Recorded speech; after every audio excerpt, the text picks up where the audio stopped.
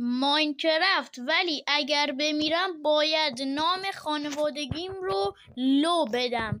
خیلی خوب آقا، اول از همه باید بریم چوب بکنیم. تا من دارم این چوب ها رو میکنم حتما ویدیو رو لایک کن و اگر میخوای عضو اسپایدر کرافت بشی حتما چنلمو سابسکرایب کن. خیلی خوب، اونجا یک دونه غار خیلی خوب هست. حالا من باید برم یکم ساخت و ساز کنم. خیلی خوب آقا، سریع یک دونه کرافتینگ تیبل. اوکی، کرافتینگ تیبل رو میسازیم و یه چند تا استیک میسازیم. اوکی آقا، ما کار در بردیم. حالا ای بابا میخواستم لوازم سنگیمون درست کنم. اشکال نداره، همینجا میریم لوازم سنگیمون رو درست میکنیم.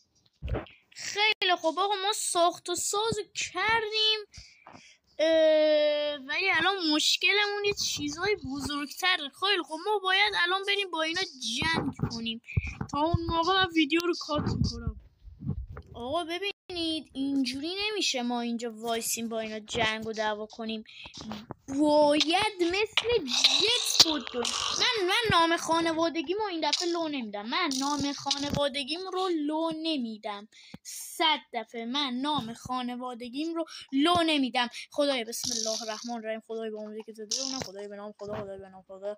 خدای اینجا هیچ ما نباشه. خدای کمک. خدای کمک. برشو باید حالا برم. خدایا من تازه اوایل کارم. آقا کار همه چی الان داره مثل روال پیش میره. باید برم دوباره ساخت و ساز. خیلی خوب دیگه آقا، اینا الان دارن میپزن این آهنامون. باید صبر کنیم تا کار تموم.